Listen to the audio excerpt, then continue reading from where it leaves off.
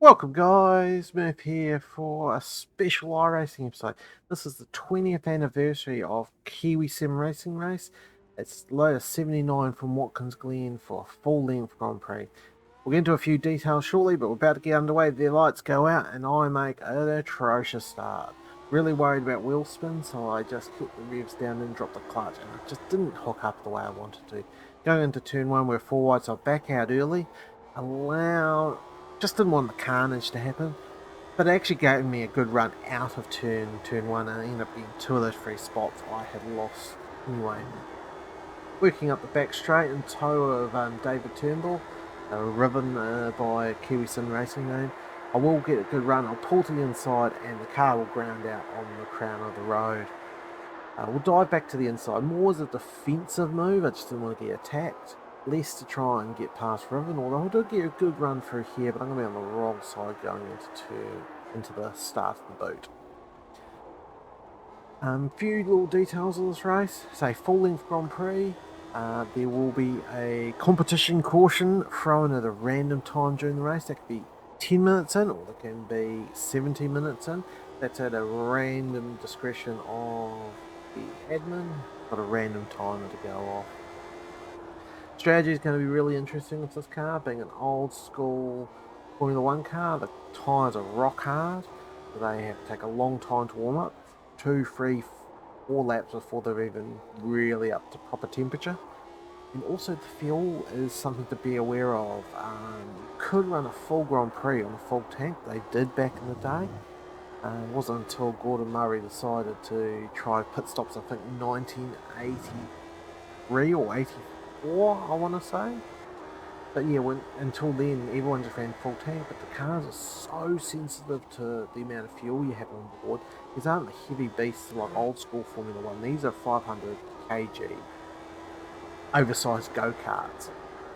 So when you have 30 litres of fuel and 30 kg extra fuel, that can be worth 2 seconds a lap on your pace. So it's going to be a bit of strategy at the pit stop, balancing: do you take a risk with no safety car, do you take fuel on board and sprint, be quite a bit quicker and make an extra pit stop, or do you just take a full tank and deal with the weight and deal with it? It's going to be a real strategy game, so it's going to add a bit of spice to the race.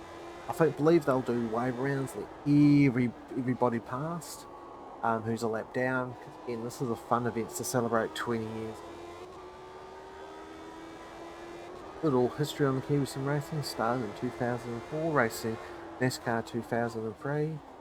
Had some awesome times racing in there, learned how to draft properly, draft in terms of not just pack racing, but gaining speed while in a 3-4 car. That's why in some races I've been able to work with a team and catch a pack up before small groups. So I understand what you've got to do. It's more than just follow the lead.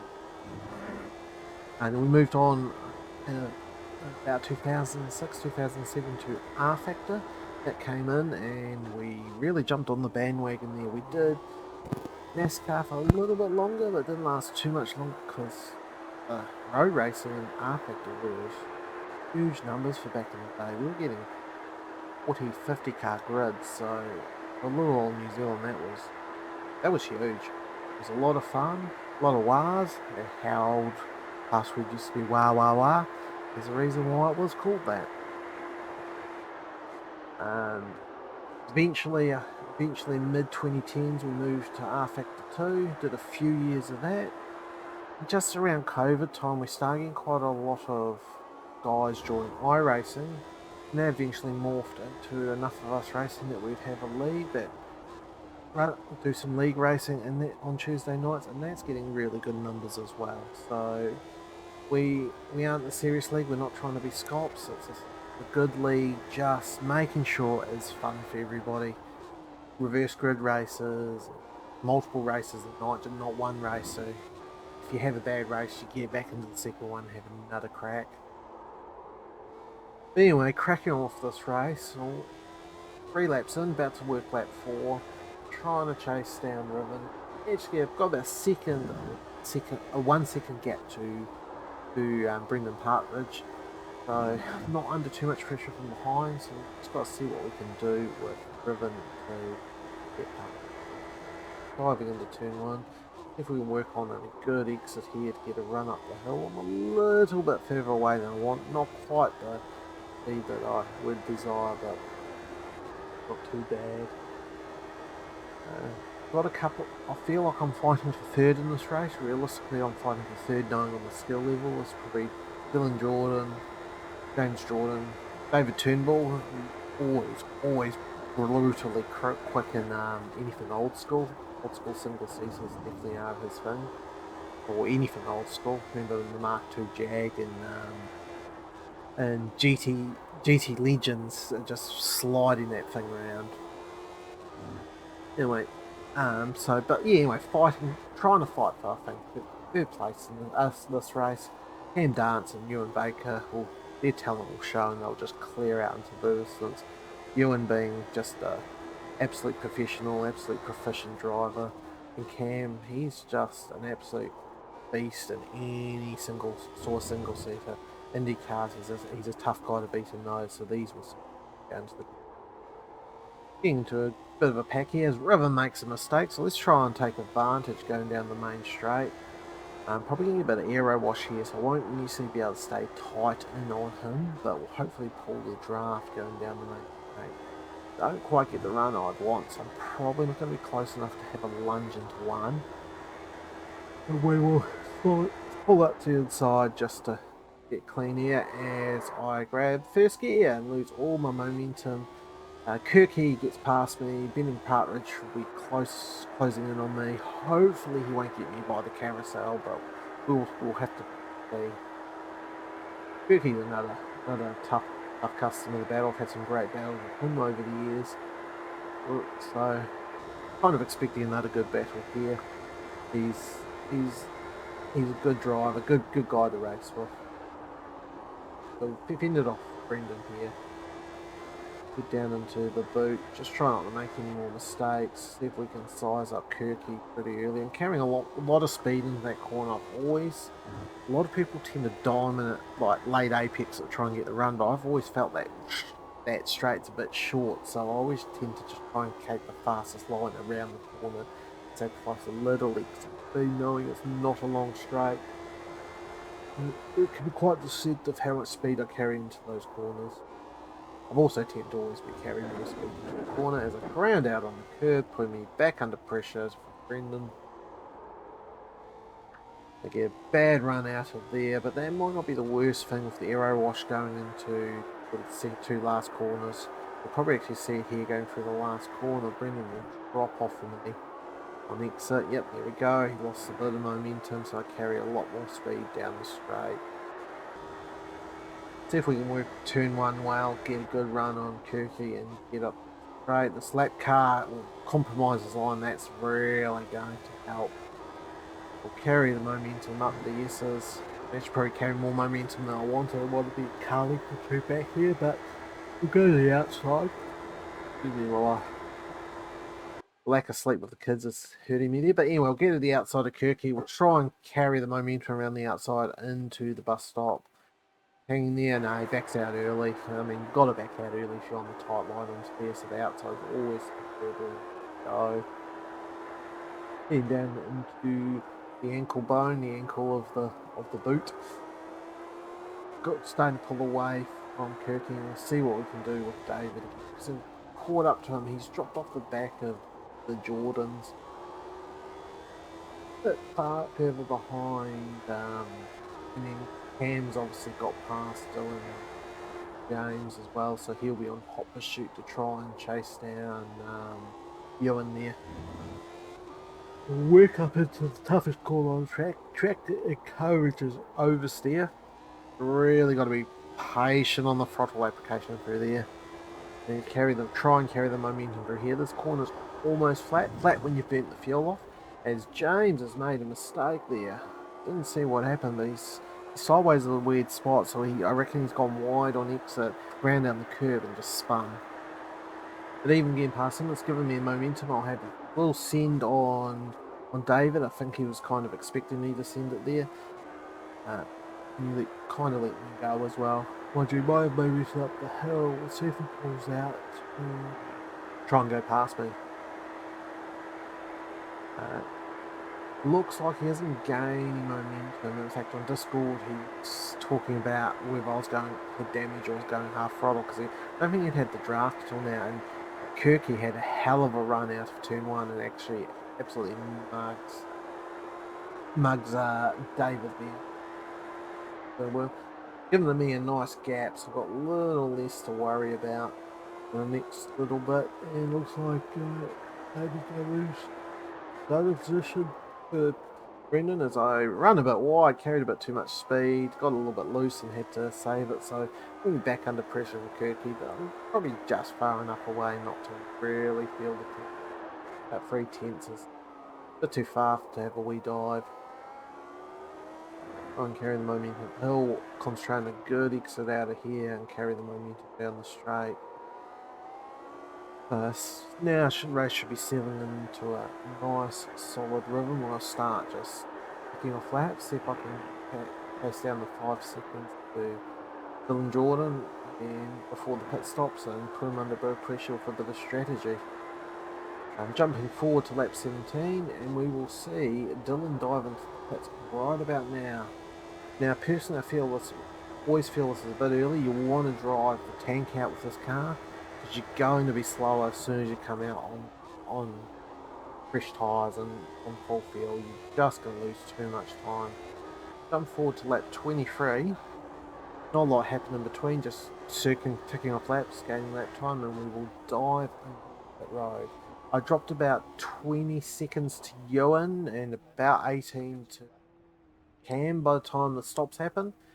Probably about half a second to 3/4 of a second on average a lap slower. Just don't have anything quite of a pure pace. We'll try some strategy. Pretty much everyone right now is, because of the safety car not coming out yet, is going to take full fuel and take tyres. I'm going to gamble on the tyre side of things. I'm going to gamble on the fuel. I'm going to put half a tank of fuel in. Only can be stationary for less time. Not change tyres to keep the heat in the car.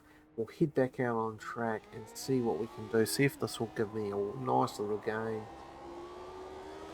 Now we're what, about 14 seconds behind Ewan, so we'll watch this gap drop as the lap goes on, as the lap ticks on. And bear in mind, 14 seconds was 20, so 6 seconds got already gained in the stop taking this fuel on board. And it's already down to 13 seconds, and you'll just see it keep dropping and dropping and dropping because I've got bugger all fuel on board. Don't have fresh tyres. Here we have Cam diving in the pits, attacking the pit lane. Cam managed to get an extra lap. Funny that, he's always been the master at saving fuel. And we'll jump back and I end up 17 seconds behind him, so it's about the same. So not really a gain initially, but I've already got it down to 9 seconds to go in. So that shows you in a lap how much time you could gain. Got it down to 16 seconds from 18 seconds in 2 corners to Cam. Just showing how this fuel and fresh tyres is really slow. Where the game is. You can see Ewan just catching a second here, a second here, and I'm already down to another 3 seconds. 3 seconds gained on him, down to 15. So we will just keep tracking on. I figure I might as well try and get some laps led. There was a broadcast of this race, so I thought I might as well go for glory, say I've led a couple of laps and have a bit of fun with it.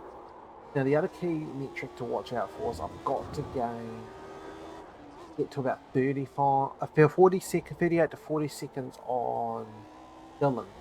Moment's about 24, so I've got a lot to gain, about 23 actually, a lot to gain to get past him and make sure I clear him at the pit stop. Anyway, we've got it down to about 8 seconds to Ewan, and we've got it down to 5 seconds on that first flying lap. 1.5 seconds gain to Ewan on that one. Jump forward to the end of this lap. Time we've gained here. So 2.8 to Cam and 1.7 to Ewan that lap.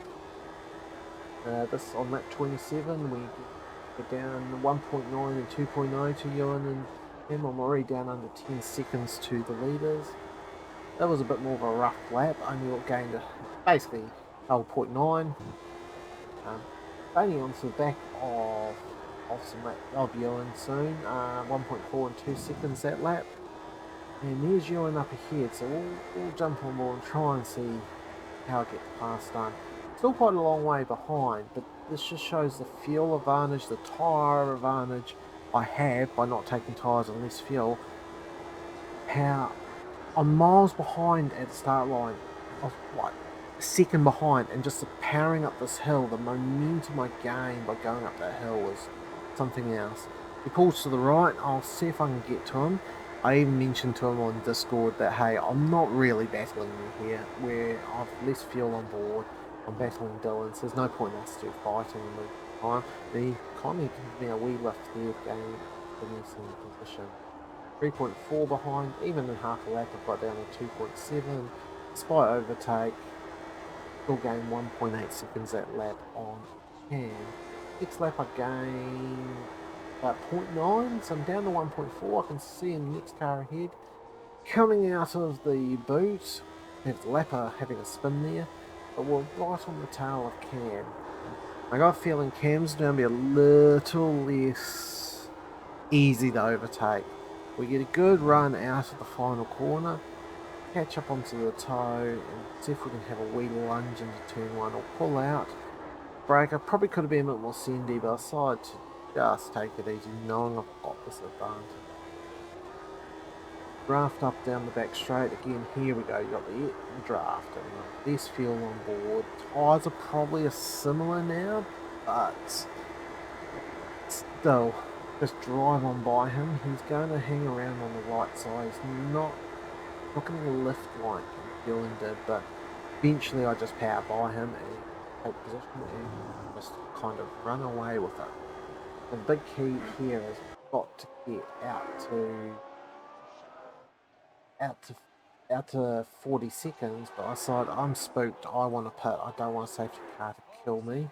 It's showing 34 seconds. I think it was more like 38 about when I pitted, so I don't know why it's showing shorter, but I thought it's right on the cusp.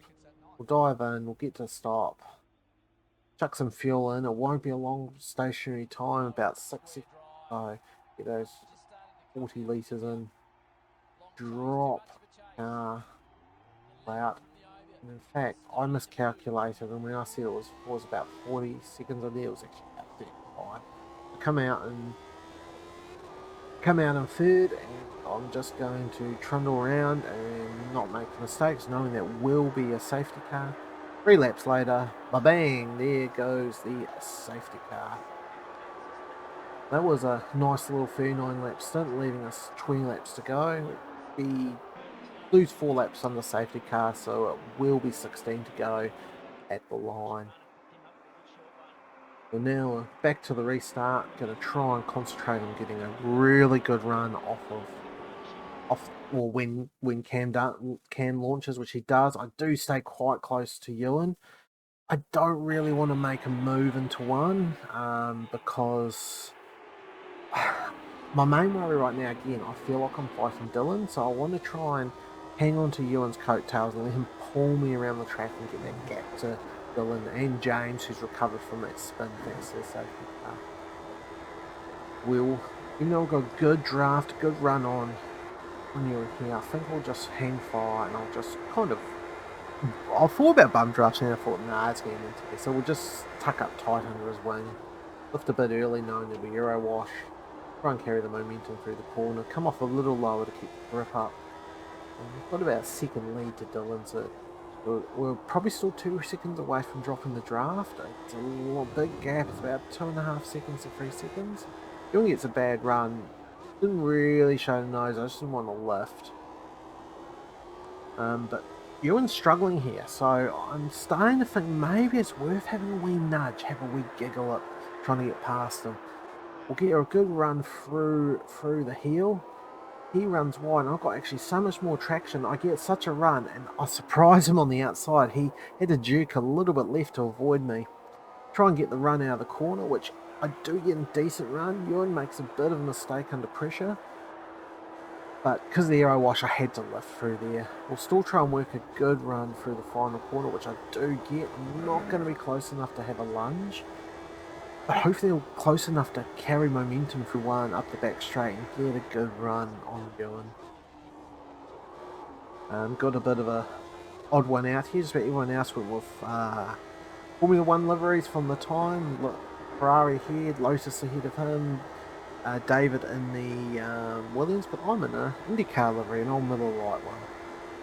Anyway, back to the racing where I've got a good run on Ewan here. We'll nip to the inside, try and carry the momentum, hope enough momentum into the corner to clear him. I do break a bit early.